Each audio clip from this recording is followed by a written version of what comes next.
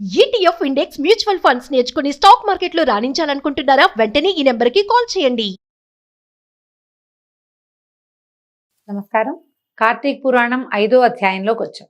ఈ రోజున కార్తీక శుద్ధ పంచమి, నాగపంచమిగా కొన్ని ప్రాంతాల్లో ఆచరిస్తారు.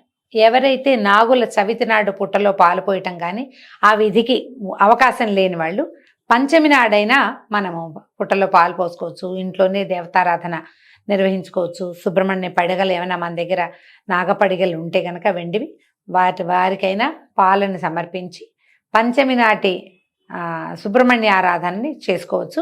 మీ అవకాశాన్ని బట్టి చేయండి. పైగా ఈ రోజున ఆదివారం కూడా అయింది. ఆదివారం సుబ్రహ్మణ్య ఆరాధన విశేషమైన ఫలితాన్ని ఇస్తుందని చెప్తారు. అవకాశాన్ని బట్టి చేసుకోవచ్చు. అయితే 5వ రోజు ఏం చెప్పబడిందో చూద్దాం. ఓ జనక రాజర్షికి వశిష్ఠుల వారు ఇలా చెప్తున్నారు. కార్తీక మాసమందు పాపక్షయం కోసం పుణ్యాన్ని చేయాలి. పుణ్యం చేత పాపం నశించటమే కాక మన పుణ్యబలం కూడా పెరుగుతుందన్నమాట. అయితే కార్తీక మాసంలో హరిసన్నిధిలో భగవద్గీత పారాయణం చేసేవాళ్ళు పాము కుబుసాన్ని విడిచినట్టుగా పాపాలని విడిచేస్తాడు. పాము ఏమిటి, కొంతకాలానికి కుబుసం విడిచేస్తుంది, కొత్త కుబుసం వస్తుంది, దానికి కొత్త చర్మం వస్తుంది. అట్లా పాపం తొలగిపోతుందట, తన మీద నుంచి వెళ్ళిపోతుందన్నమాట. కార్తీక మాసంలో తులసి దళములతోనూ గన్నేరు పువ్వులతోనూ హరిని పూజించిన ఎడల వైకుంఠమునకు పోయి హరితో కలిసి సుఖించును. అంటే ముక్తులు 4 రకాలుగా చెప్తారండి. సాయుజ్య, సామీప్య, సాలోక్య, సారూప్య ముక్తులు. విష్ణు సాయుధ్యాన్ని పొందుతారంటే ఆయనలో కలిసిపోవటం. సారూప్యాన్ని పొందుతారంటే విష్ణువు లాంటి స్వరూపాన్ని పొంది ఆయన్ని సేవించుకుంటూ ఉంటారు. సామీప్యం అంటే విష్ణువు యొక్క సన్నిధిలో నివసించేందుకు అవకాశం లభిస్తుంది. తర్వాత సాలోక్యం, విష్ణు లోకంలో ఉండటము, ఆయనతో పాటే ఆ లోకంలోనే ఉండటము, ఇలాంటివి ముక్తులు లభిస్తాయి. విష్ణువే కాదు, శివుడికి కూడా ఇలాగే చెప్తారు ముక్తులు 4 రకాలని. అయితే ఈ 4 రకాల ముక్తుల్లో కొంతమంది గౌరీ లోకాన్ని పొందే వాళ్ళు కూడా ఉంటారు. పతివ్రతలుగా మరణించిన స్త్రీలు, పతిని అనుసరించి మరణించిన వారు, పతి కంటే ముందు అంటే పచ్చగా మరణించిన వారు, 5వ తనంతో భర్త జీవించి ఉండగానే ముందే మరణించిన వారు, వీళ్ళందరికీ గౌరీలోకాన్ని పొందుతారని, వారి వారి పుణ్యాన్ని బట్టి సామీప్యమా, సారూప్యమా, సాలోక్యమా, సాయుజ్యమా అనేది అది వారి పుణ్యాన్ని బట్టి కుదురుతుందన్నమాట. హరితో కలిసి విష్ణులోకం నందు అంటే వైకుంఠమునందు నివసించగలరు. కార్తీక మాసమందు భగవద్గీతలోని 10, 11 విభూతి యోగము, తర్వాత విశ్వరూప యోగము సందర్శనము, వాటిని కూడా విశ్వరూప యోగాన్ని కూడా ఈ రెండింటినీ గనక ఈ 2 అధ్యాయాలని పారాయణ చేస్తే విష్ణు లోకానికే అధిపతి అవుతాడు. అంటే ఒక అధికారి అవుతాడట విష్ణులోకంలో. కార్తీక మాసమందు హరిసన్నిధిలో శ్లోకములు కానీ శ్లోక పాదమును కానీ పురాణాన్ని కానీ చెప్పిన వాళ్ళు విన్నవాళ్ళు కర్మబంధ వినిర్ముక్తులు అవుతారు.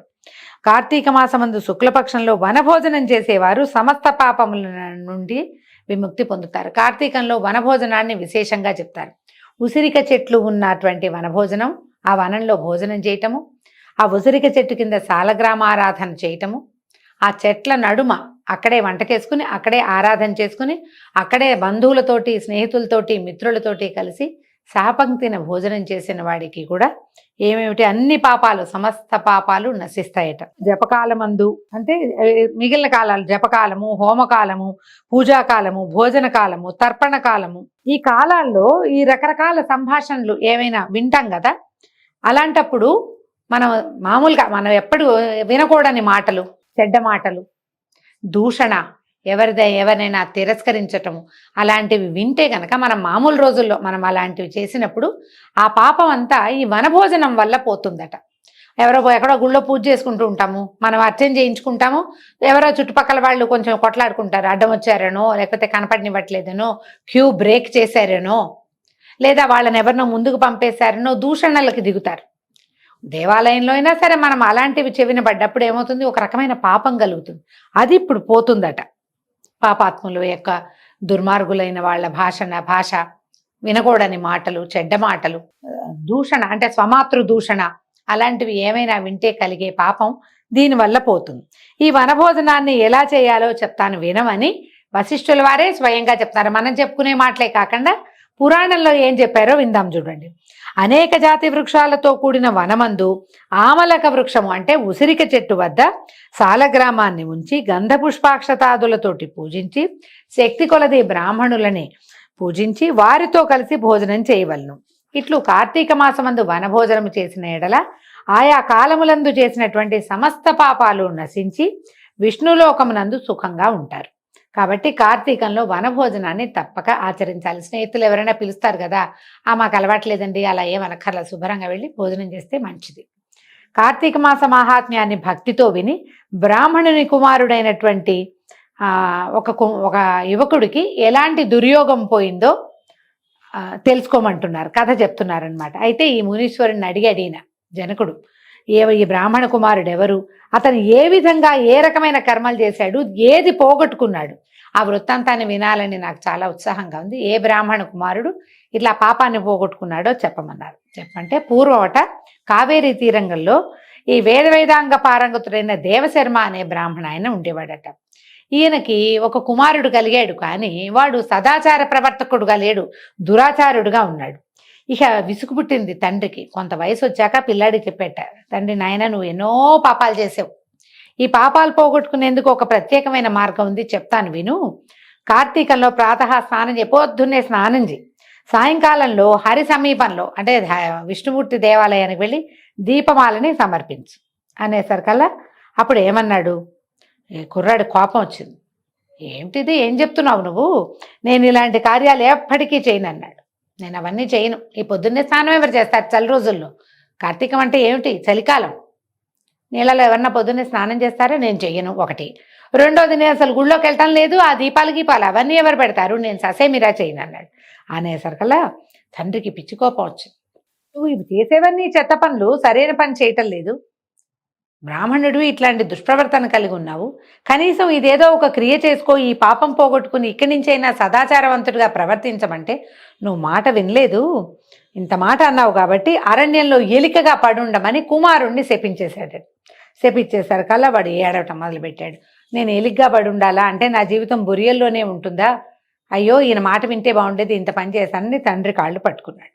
పట్టుకుని నన్ను అడిగాడు, నన్ను రక్షించు, నువ్వు ఇంతగా శపిస్తావని నేను అనుకోవాలి, ఏదో నేను రోజు అవజ్ఞగా మాట్లాడతా, ఇవాళ కూడా అదే మాట్లాడాను, నన్ను రక్షించమనేసరికల్లా సరే తండ్రి సర్దుకున్నాడు. సర్దుకుని ఏమన్నాడు, అంత కోపం వచ్చింది కానీ మళ్ళీ చెప్పాడనమాట, నువ్వు ఎలికగా ఉన్నా కూడా కార్తీక మహాత్మ్యాన్ని నువ్వు ఏ రోజు వింటావో ఆ రోజు నీకు విముక్తి వస్తుంది అని చెప్పేసరికల్లా ఈ తండ్రి ఇలా చెప్పి ఊరుకున్నాడు. ఈ శుభ్రంగా ఇంత పొడుగున చక్కగా గుండు పిలక చక్కగా పంచకట్టుకుని లక్షణంగా ఉన్న కుమారుడు, అంటే లక్షణంగా అలంకరించుకోవాలా, బొట్టు గిట్టు ధరించలేదు పాపం, విభూతి పుండ్రాలు ధరించలేదు, కానీ చూడ్డానికి లక్షణంగా కనపడుతున్న కుమారుడు అమాంతము ఎలుకగా మారిపోయి ఇక ఎలా ఉన్నాడు, ఎంతో పెద్ద గజారణ్యం అనే ఒక పెద్ద అడవిలో ఫలాలతో కూడి అనేక జంతువులకి ఆధారభూతంగా ఉన్నటువంటి ఒక వృక్షకోటరం అంటే ఒక చెట్టు యొక్క తొర్ర యందు నివసించడం మొదలుపెట్టాడు.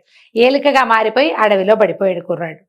ఈ రాజా కొంతకాలం గడిచిన తర్వాత ఒకప్పుడు విశ్వామిత్ర మునీశ్వరుడు తన శిష్యులతో సహా వచ్చి ఏ సరోవరం పక్కనైతే ఉన్న పెద్ద చెట్టులో ఈ ఎలుక రూపంలో ఉన్న బ్రాహ్మణ కుమారుడు ఉన్నాడో ఆ నది యందు, అదొక నది యొక్క పాయ, అక్కడ స్నానం చేసి ఆ చెట్టు మొదట్లో కూర్చుని కార్తీక మహాత్మ్యాన్ని భక్తితోటి తను చెప్తూ తన శిష్యులకి వినిపిస్తున్నాడు.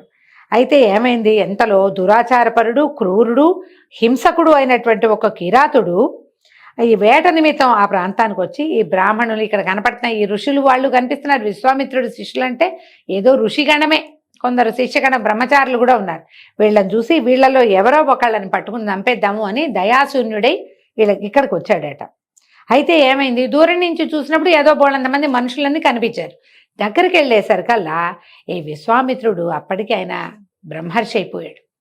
ఆయన ముఖంలోంచి వస్తున్నటువంటి ఆ వెలుగుని తేజస్సుని చూసేసరికల్లా వాడి మనసు మారిపోయిందట. ఎప్పుడు కూడా సత్పురుషుల దర్శనం, మహానుభావుల దర్శనం వల్ల ఏమవుతుంది, మనసే మారిపోతుంది. వాడు అప్పటిదాకా చాలా హింసాపరుడుగా ఉన్నాడు, ఒక మానవుడినైనా చంపి తీసుకెళ్లాలన్న ఉద్దేశంతో దగ్గరికి వచ్చాడు, కానీ మహానుభావుడైనటువంటి ఎంతో తపశ్చర్య కలిగినటువంటి విశ్వామిత్రుడిని చూసేసరికల్లా అతని బుద్ధి మారిపోయింది. అందుకని మహాపురుష దర్శనము ఎప్పుడు చేయవలసిందే. వారిని చూస్తే సత్పురుష దర్శనం వల్ల మన గుణం మారుతుంది. వాడి బుద్ధి మారిపోయిందట. ఈ మారిపోయి దగ్గరికి వెళ్ళి, ఈ అయ్యా ఏం చేస్తున్నారు మీరు, దీనివల్ల ఏం ఫలితం వస్తుంది అని అడిగాడు. అడిగేసరికల్లా అప్పుడు ఈ కిరాతుడి మాటలు విని విశ్వామిత్రుడు అనుకున్నాడు, ఆహా వ్రతములు ఎంత గొప్పవి, వాటి వల్ల ఇట్లా మనుషులు మారుతారు కదా, వీడు కిరాతుడుగా ఉన్నాడు, క్రూరుడుగా కనపడుతున్నాడు, అసంస్కృత కేశపాశాలు గోళ్ళు అవి కలిగి ఉన్నాడంటే చక్కగా ఏమీ లేడు. జుట్టు గిట్టు దుబ్బు జుట్టు ఈత పొదలాగా తల, గోళ్ళు పెరిగిపోయి కొంత మురికిగా ఏదో జంతువు యొక్క చర్మాన్ని కట్టుకుని ఉన్న వాడికి కూడా ఈ పూజాది తపశ్చర్యను చూసి వాడి గుణం మారిందని ఆయన సంతోషించి ఏం చెప్పాడంటే, నీ బుద్ధి గనక మంచిదైతే వినునైనా, ఇది కార్తీక ధర్మం. ఈ ధర్మం మనుషులకి కీర్తినిస్తుంది. కార్తీక మాసం అందు మోహం చేతైనా కూడా స్నానదానాదికాలు చేసిన వాడు పాప విముక్తుడై వైకుంఠ లోకానికి చేరతాడు. మహాభక్తితోటి, శ్రద్ధతోటి, ఆసక్తితోటి చేసినటువంటి స్నానదానాది వ్రతాలు ఏవైనా ఆచరిస్తే కనుక వాడు జీవన్ముక్తుడవుతాడు. ఇక మా జనన మరణ భయం లేదు, పునర్జన్మ రాహిత్యాన్ని పొందుతాడు అని వేటకాడికి చెప్పాడు. ఈ విధంగా విశ్వామిత్రుడు కిరాతుడి గురించి చెప్పిన కార్తీక ధర్మాన్ని ఈ చెట్టు కింద ఉన్నటువంటి ఈ మూషికం అంతా విని తన మూషిక దేహాన్ని, ఆ ఎలుక దేహాన్ని విడిచేసింది.